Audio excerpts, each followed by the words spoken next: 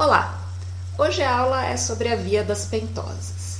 A via das pentoses às vezes é uma via que os estudantes se assustam um pouco ou não entendem com tanta facilidade, e eu acho que é porque é uma via diferente. As vias que a gente viu até agora começam com um substrato específico e terminam com um produto específico, e tem uma sequência de reações sempre fixas para a formação de produto.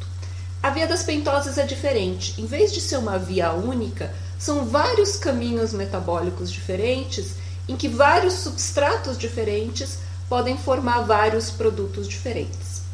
Ao contrário das vias que a gente viu até agora, que têm objetivos bastante fixos, metabolizar a glicose ou oxidar a NAD e FAD, a via das pentoses tem vários objetivos diferentes porque tem vários substratos e vários produtos diferentes. Isso dá a essa via uma grande flexibilidade e, na verdade, faz com que ela tenha várias funções muito importantes e muito essenciais. É uma via flexível, é uma via diferente e eu acho que por isso é uma via muito interessante.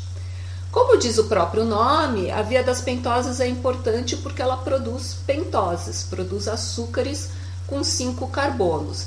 E um açúcar muito importante com 5 carbonos que essa via produz é a ribose 5-fosfato, que é o precursor da síntese de DNA e RNA, por exemplo. Mas além de pentoses, a via também metaboliza, produz e degrada açúcares com outros números de carbonos. Açúcares com 7, 5, 4 carbonos e também açúcares com 6 e 3 carbonos que nós já vimos sendo metabolizados na via glicolítica. Então, é função da via das pentoses metabolizar açúcares de tamanhos diferentes. Além disso, uma outra função da via das pentoses é reduzir NADP a NADPH. NADPH e NADP são bastante diferentes funcionalmente de NADH e NAD+, NAD oxidado. NADH é um doador de elétrons para fosforilação oxidativa, tem a função de gerar energia. NADPH é um doador de elétrons para biossíntese, tem a função de sintetizar grandes moléculas. E também é um doador de elétrons na defesa contra radicais livres, como a gente vai ver mais tarde. Eu tenho aqui uma molécula de NAD+, para vocês verem a estrutura dessa molécula, e a diferença entre um NAD e um NADP é um grupo fosfato nessa hidroxila aqui.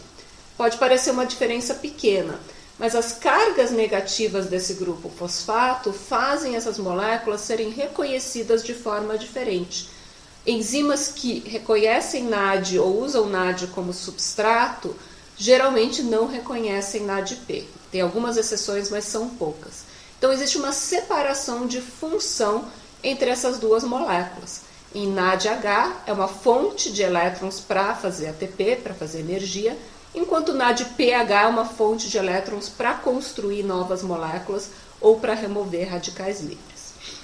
Porque enzimas diferentes reconhecem essas moléculas de forma diferente, o equilíbrio entre a forma oxidada e reduzida dessas moléculas dentro da célula também é bem distinto.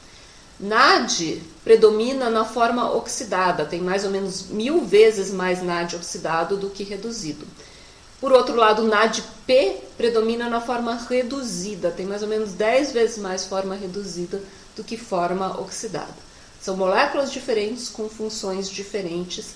NADPH é formado na via das pentoses. NADPH, novamente, extremamente importante para a síntese de grandes moléculas. Nós vamos ver daqui a algumas aulas como que a gente sintetiza ácidos graxos e triacilgliceróis, como que a gente faz gordurinhas. E para fazer essas moléculas a gente precisa de 3 coisas. Uma fonte de carbonos, que é a acetilcoenzima A. Uma fonte de energia para fazer moléculas grandes, a gente precisa de ATP. E uma fonte de elétrons, que vai ser o NADPH. E hoje a gente vai formar esse NADPH, que a gente vai precisar mais para frente para poder fazer lipídios. Outra coisa interessante da via das pentoses é que você pode oxidar completamente uma molécula de glicose pela via das pentoses, sem gerar nenhuma molécula de ATP. Então a gente viu nas aulas passadas, através da via glicolítica, ciclo de Krebs e fosforilação oxidativa, que você pode oxidar uma molécula de glicose, gerando 6 moléculas de CO2, água e ATP.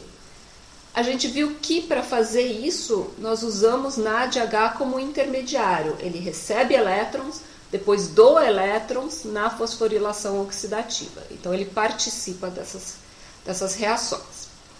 Na via das pentoses, também é possível quebrar uma molécula de glicose completamente a 6 moléculas de CO2, sem gerar nenhuma molécula de ATP e simplesmente reduzindo, dando elétrons para 12 moléculas de NADP+.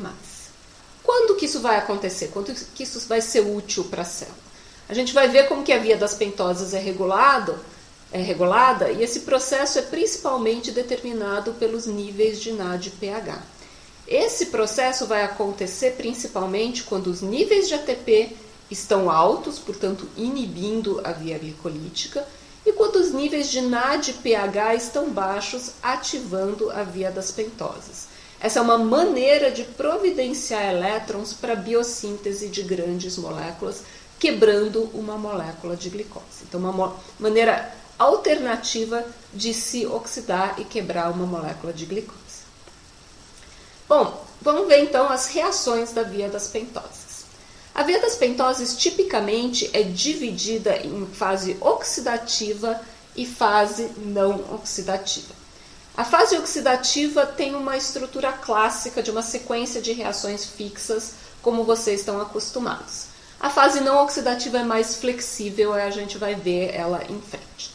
Vamos primeiro para as reações da fase oxidativa da via das pentoses. A fase oxidativa da via das pentoses começa com uma glicose 6-fosfato. A mesma glicose 6-fosfato que a gente viu sendo formada na via glicolítica e a mesma glicose 6-fosfato que a gente viu sendo usada para a síntese de glicogênio. Essa glicose 6-fosfato, na via das pentoses, vai sofrer uma reação de óxido-redução catalisada pela glicose 6-fosfato desidrogenase e reduzindo uma molécula de NADP oxidada a uma molécula de NADPH, NADPH reduzido. Então já produzimos uma molécula de NADPH. Produzimos também fosfogluconolactona, que é a glicose 6-fosfato que perdeu esses 2 elétrons. A próxima reação é uma reação de hidrólise em que tem a perda da estrutura cíclica dessa molécula, fazendo uma molécula linear, que é um ácido carboxílico, chamado 6-fosfogluconato. O 6-fosfogluconato vai sofrer uma segunda reação de óxido-redução. E essa reação de óxido-redução é uma reação de óxido-redução associada a uma descarboxilação. É uma descarboxilação oxidativa também, mas uma descarboxilação oxidativa que reduz NADP e não NADPH, como nas descarboxilações oxidativas que vocês viram antes. Então, vai ser liberada uma molécula de CO2, formado um NADPH e vai sobrar uma molécula de 5 carbonos, que é a ribulose 5-fosfato. Ribulose 5-fosfato, teoricamente, é o fim da fase oxidativa da via das pentoses. No entanto, ribulose é um açúcar menos usado biologicamente. Ribose é um açúcar mais usado biologicamente. Na verdade, ribose 5-fosfato é um precursor de várias moléculas diferentes dentro dos nossos corpos, como DNA, RNA, vários nucleotídeos e coenzimas também são formados a partir de ribose. Então é muito comum essa ribulose 5-fosfato, que é uma cetose, ser convertida na molécula de ribose 5-fosfato, que é uma aldose, através da ação de uma isomerase. Na verdade, na fase não oxidativa da via das pentoses, existem várias isomerases capazes de transformar cetoses em aldoses e aldoses em cetoses, porque as isomerases tipicamente catalisam reações completamente reversíveis. Isso significa que você consegue produzir várias pentoses diferentes a partir da primeira pentose da fase oxidativa da via das pentoses, que é a ribulose. Mas não é só ribose que você consegue produzir a partir de ribulose. Ribulose também pode ser metabolizada através de epimerases, pode ser transformada através de epimerases, que são enzimas que mudam a posição de grupos OH e, portanto, mudam a característica desse açúcar. A gente tem um exemplo aqui, que é a transformação de ribulose em uma outra pentose, que é a xilulose 5-fosfato. Também uma cetose. A combinação de epimerases com isomerases significa que na fase não oxidativa da via das pentoses, a gente consegue produzir qualquer pentose. A gente consegue rearranjar os grupos OH e a gente consegue transformar as cetoses em aldoses, formando pentoses de qualquer característica. E o que vai determinar qual pentose vai ser formada? Todas essas reações são reversíveis e, portanto, todas vão ser reguladas por deslocamento de massas. Se a célula está usando xilulose, as reações vão deslocar no sentido de produzir xilulose. Se a célula está usando ribose, as reações vão deslocar no sentido de produzir ribose. Então, produzimos agora todas as pentoses possíveis dentro da célula. Falta agora a gente poder gerar açúcares de tamanhos de carbonos diferentes. E isso acontece por um outro grupo de enzimas da fase não oxidativa, que são as enzimas que transportam carbonos, transferem carbonos entre uma molécula e outra. A primeira dessas enzimas é uma enzima chamada transcetolase. A transcetolase transfere 2 carbonos de uma cetose para uma aldose. Então vamos pegar uma cetose que a gente acabou de formar, a xilulose 5-fosfato que a gente fez na reação passada, da epimerase. E vamos combinar ela com uma aldose que a gente também acabou de gerar, que é a ribose 5-fosfato. A transcetolase, usando o tiamina pirofosfato, que é um cofator importante para essa enzima, vai transferir 2 carbonos da cetose, que é a xilulose, para a aldose, que é a ribose. Se você tira 2 carbonos da xilulose com 5 carbonos, sobram 3 carbonos, que é uma molécula de gliceraldeído 3-fosfato.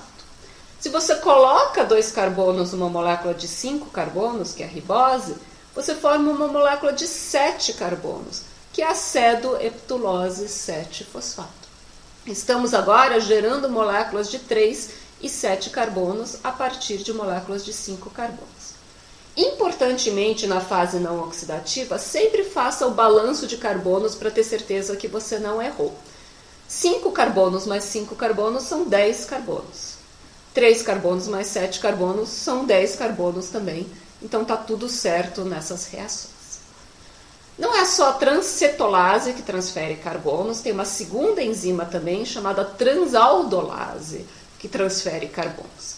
A diferença entre as duas é o número de carbonos transferidos.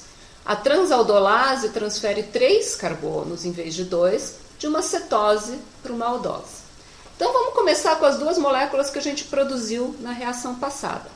Acedoheptulose 7-fosfato com 7 carbonos e gliceraldeído 3-fosfato com 3 carbonos, uma cetose e uma aldose. A transaldolase vai transferir 3 carbonos da acedoheptulose para a gliceraldeído 3-fosfato. 7 carbonos perdendo 3, sobram 4 carbonos. Isso é uma molécula de eritrose 4-fosfato. 3 carbonos recebendo mais 3 carbonos forma uma hexose, que a gente conhece já bastante bem, que é a frutose 6-fosfato. Todas essas reações, tanto da transcetolase quanto da transaldolase, reações reversíveis da fase não oxidativa. E eu acho que a partir daqui fica claro que, podendo mudar de aldoses para cetoses, podendo mudar as posições dos grupos OH desses açúcares e podendo alterar o número de carbonos dos açúcares através das ações da transcetolase e transaldolase, você consegue fazer açúcares de qualquer tipo de tamanho na fase não oxidativa da via das pentoses. Olhando para algumas reações que a gente viu agora há pouco, a gente viu que você consegue transformar ribose em xilulose e consegue produzir ambas elas a partir de ribulose gerada na fase oxidativa da via das pentoses. A gente também viu que através da ação da transcetolase, a combinação de ribose mais xilulose pode gerar acedoheptulose e gliceraldeído 3-fosfato. A gente também viu que essas 2 moléculas, sob a ação de transaldolase, podem gerar frutose 6-fosfato e eritrose 4-fosfato. O que a gente não viu, mas a gente sabe que é possível, é que se você pegar mais uma molécula de estilulose 5-fosfato e transformar ela com essa eritrose 4-fosfato, transferindo 2 carbonos para a eritrose, você vai ter a estilulose menos 2 carbonos, que é uma molécula de gliceraldeído 3-fosfato, e a eritrose mais 2 carbonos, que é uma molécula de frutose 6-fosfato. Interessantemente, nós já vimos na neoglicogênese que gliceraldeído 3-fosfato consegue formar frutose 6-fosfato. E frutose 6-fosfato consegue fazer glicose 6-fosfato. E glicose 6-fosfato, pela fase oxidativa da via das pentoses, pode formar de novo ribulose e ribose 5-fosfato. Na verdade, a via das pentoses e a via glicolítica, a via neoglicogênica estão intimamente ligadas, metabolizam o mesmo grupo de moléculas que são carboidratos com tamanhos diferentes de carbonos.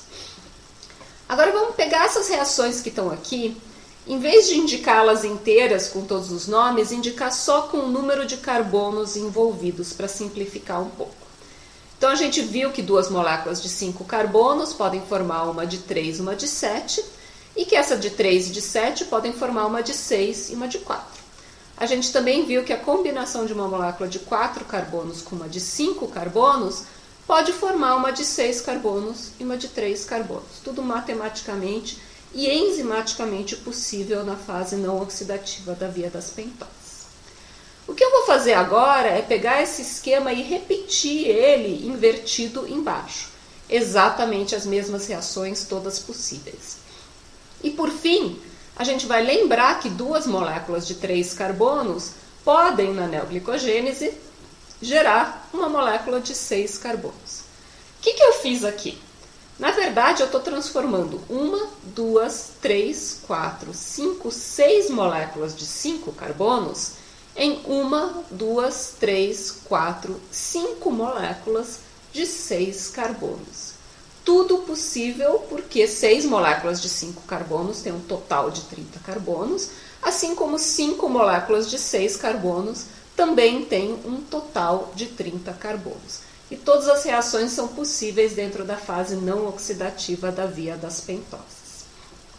Agora a gente viu que na fase oxidativa da via das pentoses, uma molécula de glicose 6-fosfato reduz 2 moléculas de NAD oxidado a NAD reduzido, produz uma molécula de CO2 e produz uma ribulose ou depois uma ribose 5-fosfato.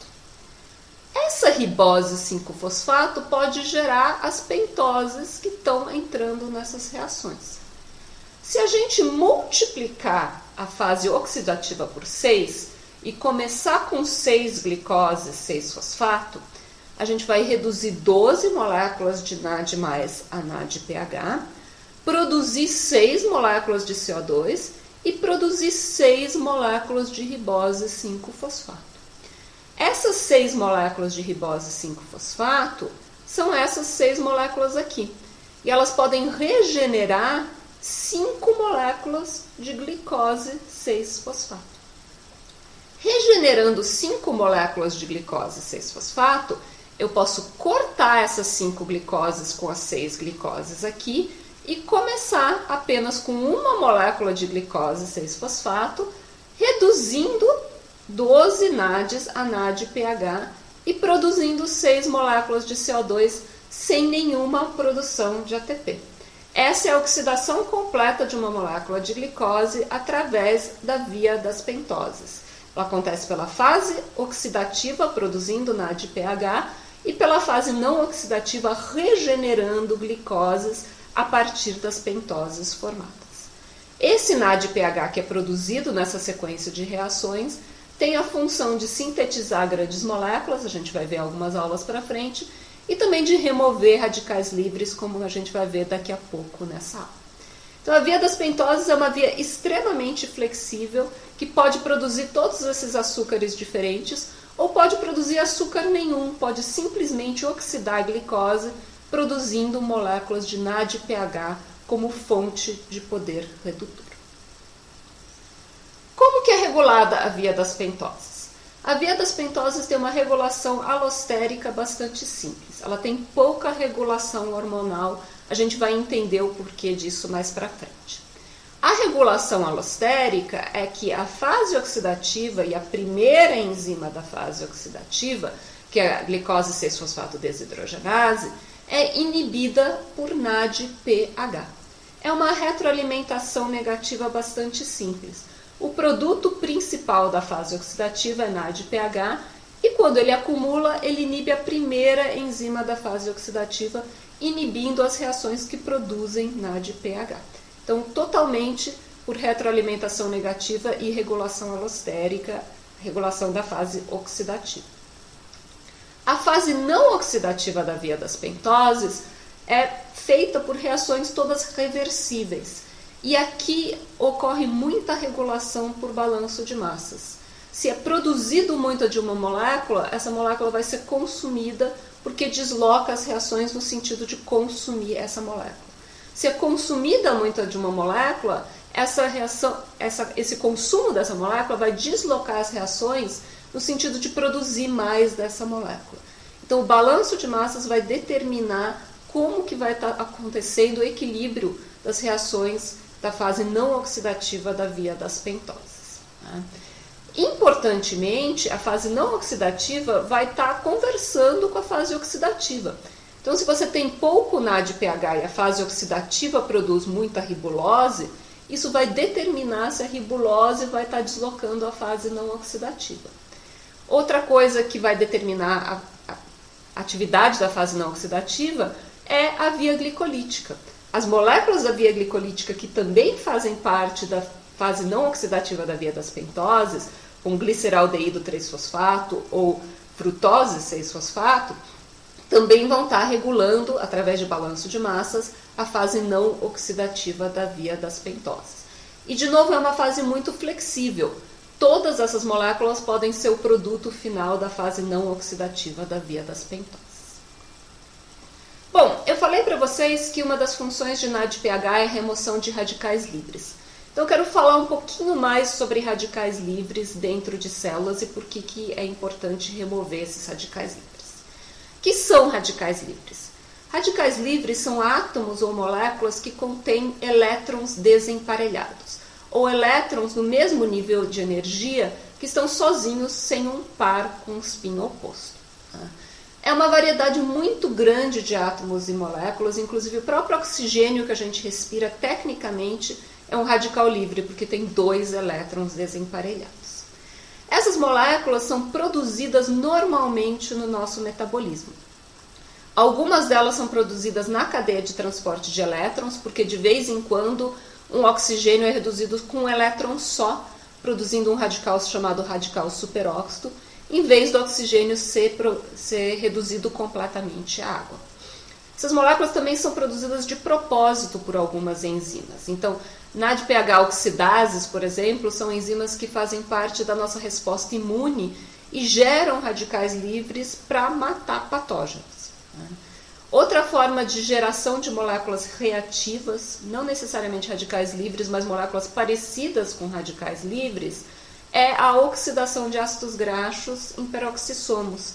Isso produz peróxido de hidrogênio. Peróxido de hidrogênio não é um radical livre, mas a gente chama ele de uma espécie reativa de oxigênio ou de um oxidante. Ele oxida moléculas com grande facilidade e também precisa ser removido por causa disso.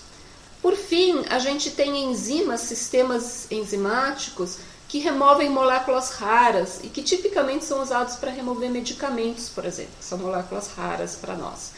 A remoção dessas moléculas raras frequentemente acontece através de reações que envolvem radicais livres, através da modificação dessas moléculas por reações redox.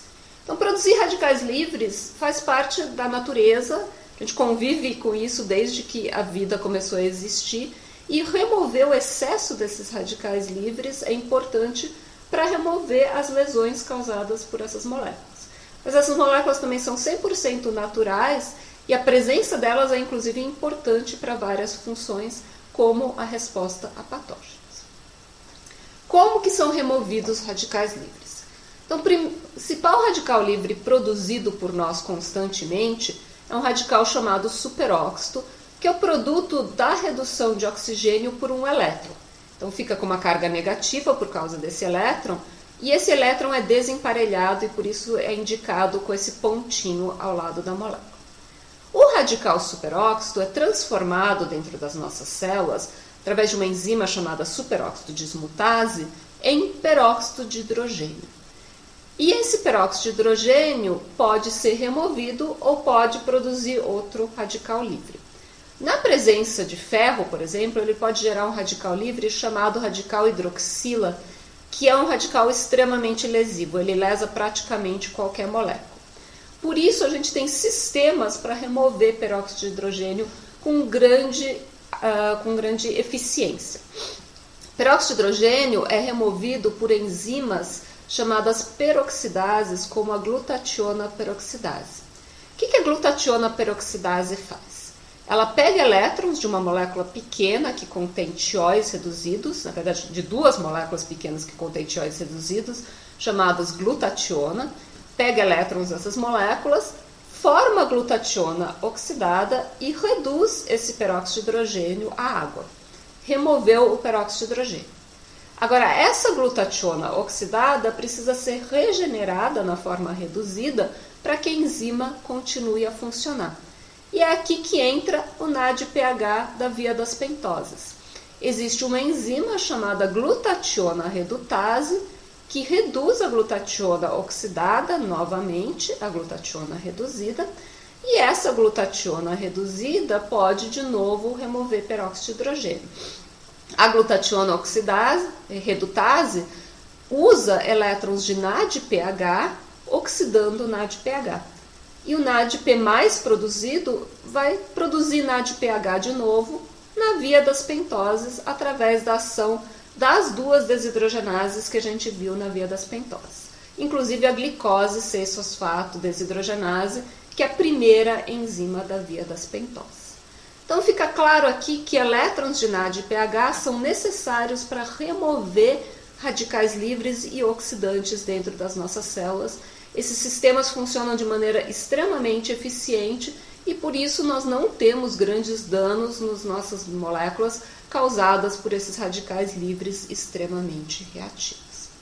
Agora é interessante isso porque essa enzima, a glicose 6-fosfato desidrogenase, está ausente numa grande proporção da nossa população. Na verdade, não ausente, ela tem uma diminuição de atividade numa grande parte da nossa população nos nossos eritrócitos.